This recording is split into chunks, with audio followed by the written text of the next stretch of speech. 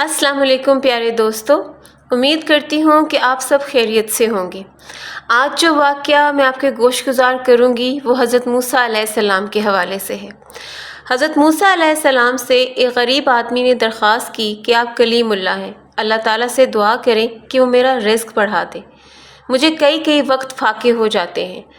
حضرت موسیٰ علیہ السلام نے بارگاہ خداوندی میں اس کی درخواست پیش کی تو بتایا گیا کہ اس آدمی کی قسمت میں قلیل روزی ہے، اس لیے ہمارے ہاں سے تھوڑا کر کے اسے روز دیا جاتا ہے تاکہ آخر تک ملتا رہے۔ اس شخص کو جب یہ بات معلوم ہوئی تو اس نے درخواست کی کہ آپ اللہ تعالیٰ سے سفارش کر کے میری قسمت کا سارا رزق مجھے ایک ہی بار دلوا دیں۔ اللہ تعالیٰ نے حضرت موسیٰ علیہ السلام کی دعا قبول کی اور اس غریب شخص کو تمام زندگی کا رزق ایک ہی بار مل گیا۔ اس شخص نے فوراً لنگر خانہ کھول دیا اور اعلان کر دیا کہ جس شخص کے کھانے کا انتظام نہ ہو وہ ہمارے لنگر خانے سے پیٹ بھر کر کھانا کھا سکتا ہے۔ حضرت موسیٰ علیہ السلام کو اس کی اس حرکت پر بہت تعجب ہوا۔ انہوں نے اسے سمجھانے کی بہت کوشش کی، لیکن جب وہ نہ مانا تو مایوس ہو کر چلے گئے۔ ایک ہفتے بعد ان کا ادھر سے گزر ہوا تو دیکھا کہ لنگر خانہ ابھی تک جاری ہے۔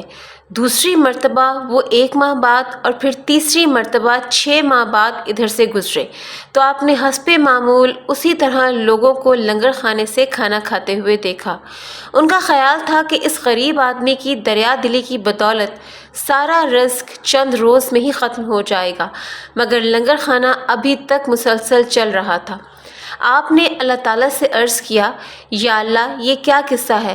اس کا تھوڑا سا رزق ابھی تک چل رہا ہے۔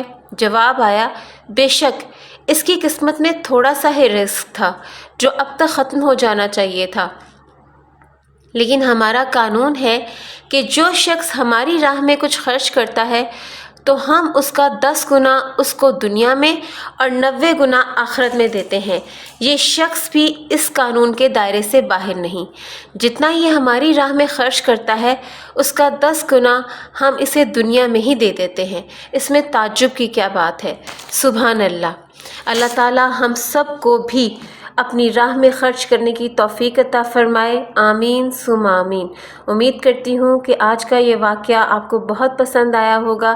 انشاءاللہ اگلی ملاقات پھر ہوگی کسی خوبصورت اور دلچسپ واقعے کے ساتھ۔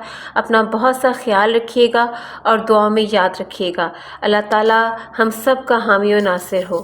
اللہ حافظ۔